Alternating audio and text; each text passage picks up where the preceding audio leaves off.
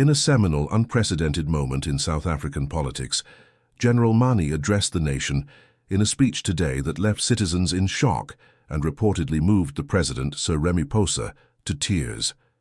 Already described as one of the most powerful, forthrightly honest speeches of recent times.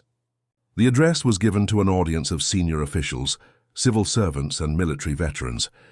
Those in attendance said the air was thick with tension and anticipation as the decorated general spoke with a mix of gravitas, moral conviction, and fearless truth-telling really seen in public life.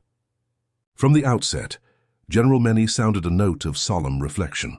Opening his remarks, he spoke to his decades of service to the nation, recalling the sacrifices of ordinary South Africans and those in uniform who had put their lives on the line in service of the country's fragile democracy.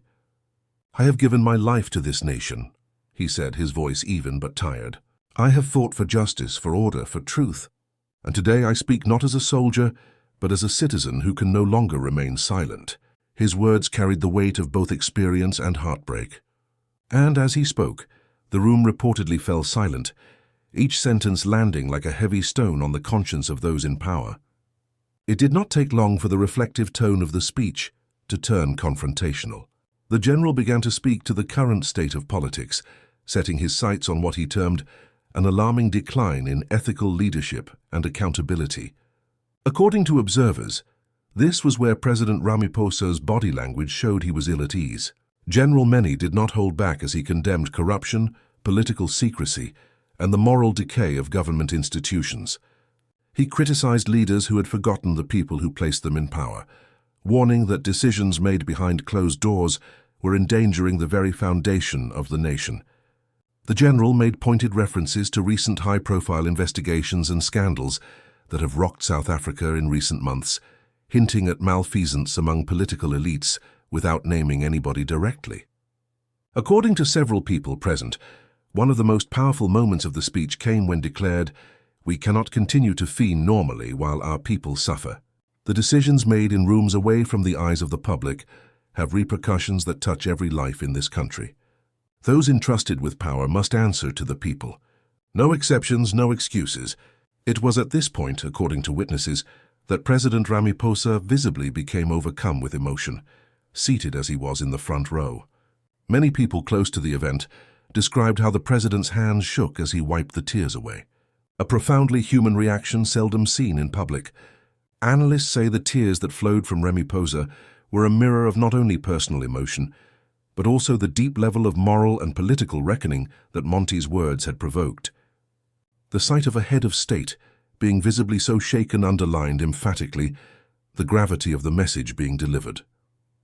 The general then launched into what many described as the most stunning and brave part of his address.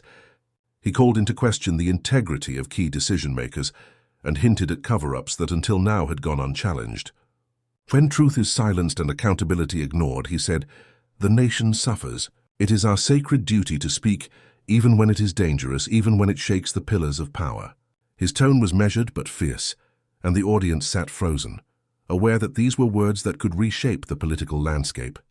As General Mani continued, he outlined a litany of failures, corruption, mismanagement of resources, and erosion of public trust that have plagued South Africa's leadership in recent years. "We cannot continue to bow our heads in fear of reprisal," he said, now his voice rising with conviction. "If we do not act now, we betray everything for which we and our forefathers have fought." His message wasn't an indictment, but a call to moral awakening. Political analysts say Mani's speech could be the turning point in South Africa's political history. It could embolden others within government and civil society to speak out against corruption and to demand real accountability. "This speech will not fade into the news cycle," said one analyst. "It will echo for months, perhaps even years. It has the potential to inspire reform or expose resistance within the ruling structures." Sources inside the presidency revealed that soon after the address, Ramaphosa's aides immediately went into urgent private discussions, describing the president as deeply affected and introspective. Insiders say the general's words struck a personal chord and made Ramaphosa reflect on the perceived failures of his administration and the mounting frustrations of ordinary South Africans. As the general neared the end of his speech, He moved from censure to a message of hope and redemption. "I speak not to destroy but to awaken," he said. "Not to accuse but to illuminate. The way forward requires bravery, candor, and above all love of our country. Those who have wandered from these principles must be reminded that power is a privilege, not a right." The final words received a standing ovation from parts of the audience, while others sat in stunned silence, absorbing the weight of what had just transpired. In the immediate hours after the address, social media and news channels were filled with expressions from political commentators who called the moment a defining one for democracy in South Africa. Hashtags like Danku Money Speaks Truth and Danku Awakening Essay trended within minutes. Citizens congratulated the general for his bravery to say what many have long felt but feared to express. "At last someone spoke for the people," one user wrote. "He said what every honest South African has been thinking." Some expressed concern for the general's safety, saying that his willingness to confront those in power could carry personal risks. Several senior politicians contacted for comment declined to respond or issued cautious statements, acknowledging the emotional power of the speech while avoiding direct engagement with its allegations. In contrast, opposition members hailed Money for his integrity, with members describing his words as a wake-up call to the conscience of the nation. Sources close to President Ramaphosa, however, indicated that the speech has had a lasting effect on the president's emotions and psyche. Insiders said the president went into hours of private reflection after the event, avoiding public functions and postponing meetings. One aide was quoted as saying, "The general's words hit him deeply. It was not anger. It was pain, recognition, and reflection. He knows that the country expects more from him." Analysts say this rare moment of presidential vulnerability might mark a turning point in how he leads the country. If Ramaphosa takes to heart the message from Wani, we might actually start to see transparency and reform.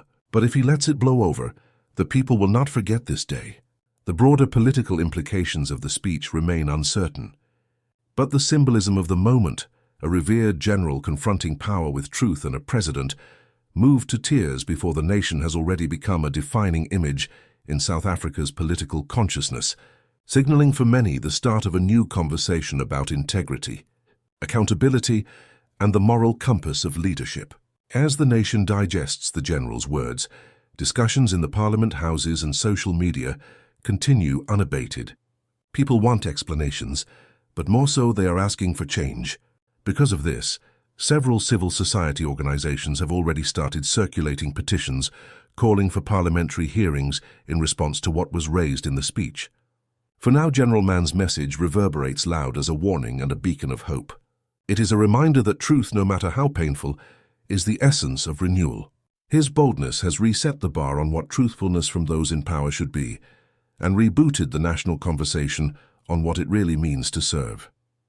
As one veteran journalist said in one speech, General Mani reminded South Africa of its soul. He spoke with the moral authority of a man who has nothing to gain and everything to lose. And in doing so, he may have changed the course of our history. As the image of a visibly shaken and tearful President Ramaphosa continues to make rounds across media platforms, one thing has become clear.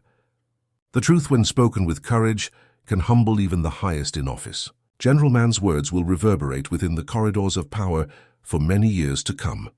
The chef's testimony to the enduring power of integrity in an era of disillusionment.